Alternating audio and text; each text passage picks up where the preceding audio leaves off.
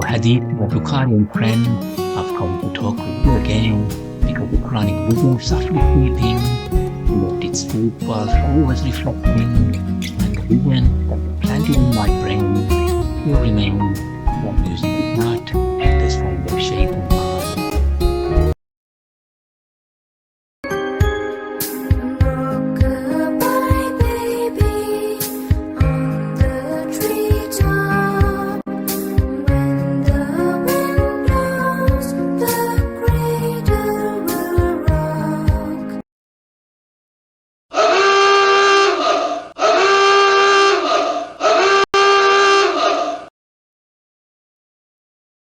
Music and musical instruments.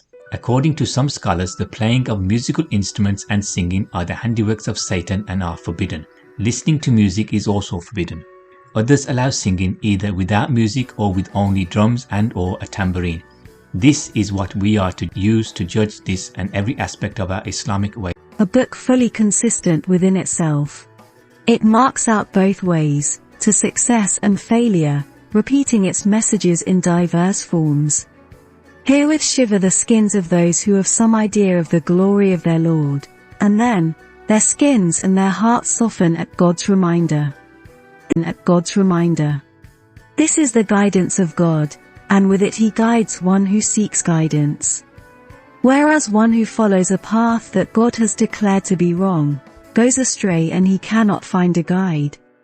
Hadith equals narration. Idle talk equals singing. The Quran refers to idle talk which is misunderstood or deliberately not understood to mean music, as it is the only verse that defends the fairy tale Bukharian Hadith rejecting music. Alif, Lam, Mim. Allah, Latif the Unfathomable, Majid the Magnificent, states that these are the verses of the book, full of wisdom, providing guidance and mercy to those who wish to live a balanced life and do good to humanity. Such people strive to establish the divine system and set up the economic order of zakat. 4. It is they who have conviction in the eternity of the human self and therefore, in the life to come.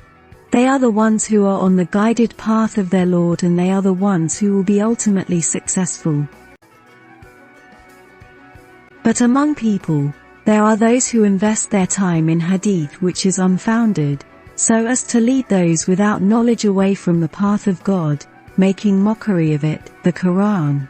For such there is a humiliating punishment in store.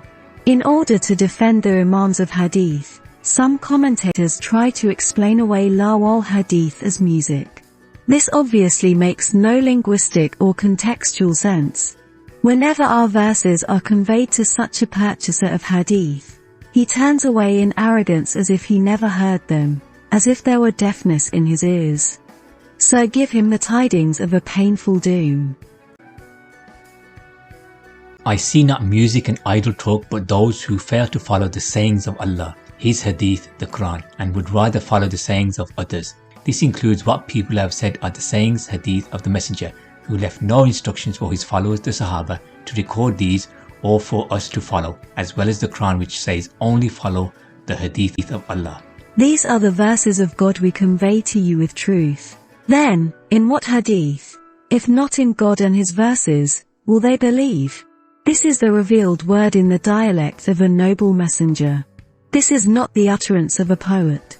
Seldom do you choose to believe, nor is it the word of a soothsayer. Little of your intellect do you bring to use. It is a revelation from the Lord of the worlds. And if He had ascribed His sayings to us, we would have taken Him by the right hand, and would have cut off His aorta. Watin, artery of the heart, lifeline, life artery, strength, revelation to the Prophet. This implies that no true prophet could possibly propagate falsehood, and none of you could stop us from doing that. Read again and again. Allah in His book of guidance for us to read, understand and follow says that the messenger was not allowed to give any of his sayings, and this means the Bukharian Hadith are not authorized by him or him. And if he had ascribed his sayings to us, we would have taken him by the right hand, and would have cut off his aorta.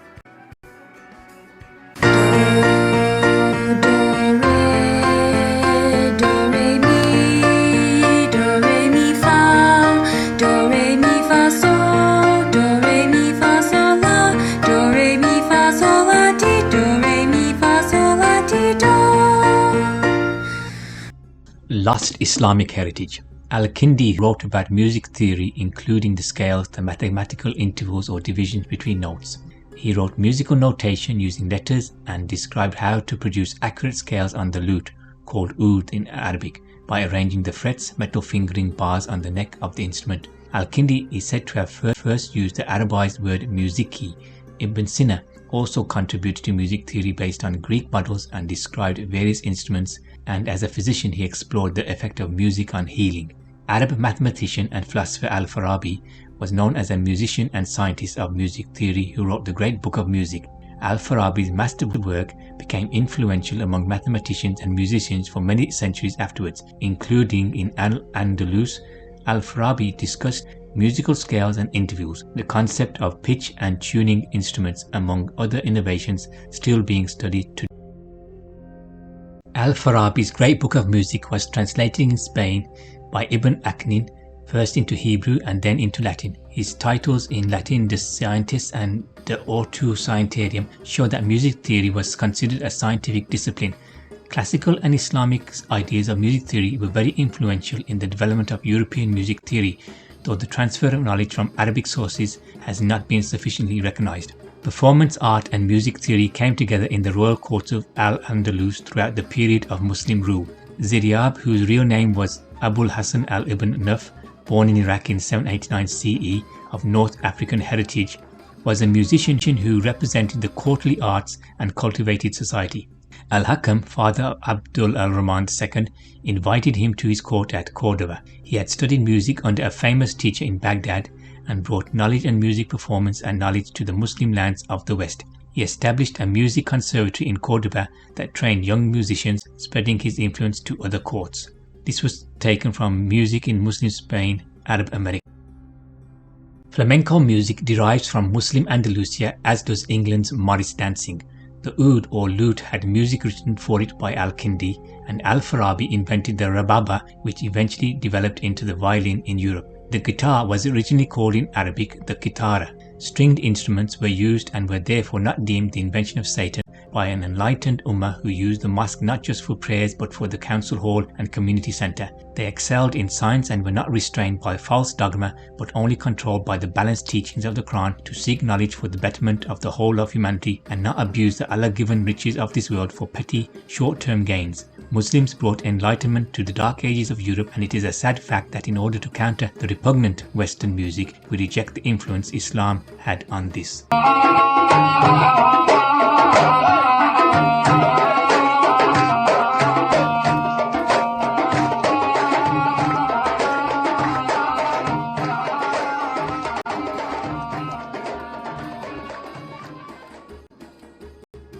Ibn Khaldun, in his introduction to his History of the World, the Muqaddimah, states that Arabs were initially against music, but when prosperity set in, great poets set their words to music.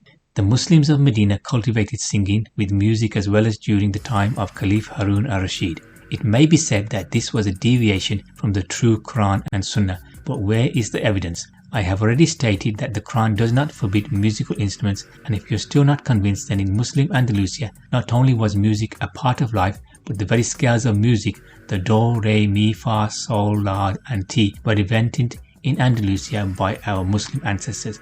They were recorded as dal, ra, mim, fa, sad, lam, and sin. Ring a bell? Excuse the pun, but not until we read about what Muslims achieved in the past are we able to counter the ignorance of our scholars. Vulgar music. What types of music are we allowed to listen to and sing? Because the Quran says a lot on what type of characteristics Muslims are supposed to have, i.e. no obscene acts or language, modest dress, no speaking slang, etc., then this means that anyone singing or listening to vulgar songs with swearing or obscenities is committing acts contrary to the teaching of the Quran and are therefore, in my personal opinion, forbidden. Songs and music that are not in this category are clearly not forbidden, neither are the instruments that are used.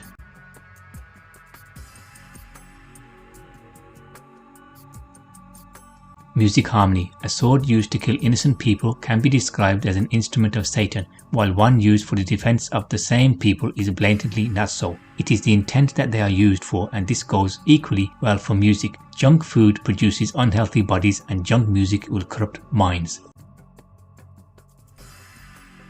Inspirational music can lift a weary body and calm a stressed soul. It has been shown that a person's blood pressure can be lowered by listening to soothing and calming music, and many a soldier has been encouraged by musical accompaniment on the battlefield.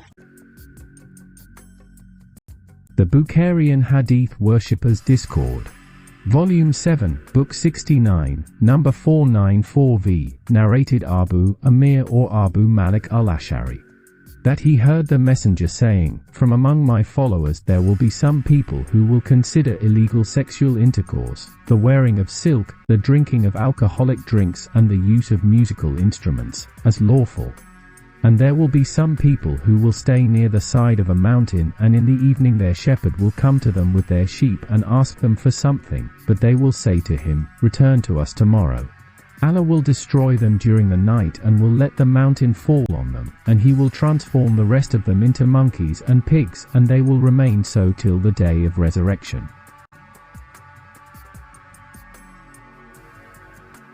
The psychological brilliance of Bukhari is unquestionable. He brings in two Quranic rulings which everyone with any sense of morality and decency will reject: illegal sexual intercourse and the drinking of alcoholic drinks. With his innovation, bid'ah ruling, he and or others have made up themselves the wearing of silk and the use of musical instruments. The mixing of truth and falsehood is warned against in the Quran, but once bid'ah is in place, then shirk, idolatrous following of others like Bukhari, is nothing to them. Those who reject the messages of God and wrongfully kill, degrade the prophets or their mission by mixing truth with falsehood and kill or harm the advocates of justice in the society, promise them grievous retribution. They are the people whose good deeds shall be nullified in this world and in the hereafter, and they will have no helpers at all. Have you noted those who were given a share of the scripture? When they are invited to the book of God to judge among them, a party of them turns away in displeasure. True Muslims read and learn what not to do. Among them is a group who distort the scripture to make you think that what they relate is a part of the scripture, when it is not from the scripture. And they assert that it is from God, when it is not from God. Thus, they tell lies concerning God, and they are well aware of it. Never would a human being whom God has blessed with the scripture, wisdom and even prophetic office, thereafter say to people, "Be servants of me instead of God." Rather, he would say, "Become true devotees of the Lord according to the scripture you teach and explain."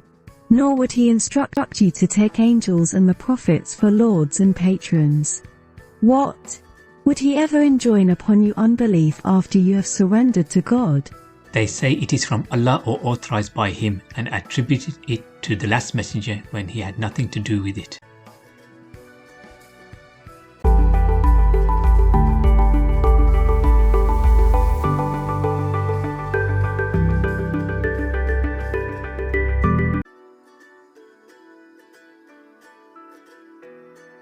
The Quran Unchained.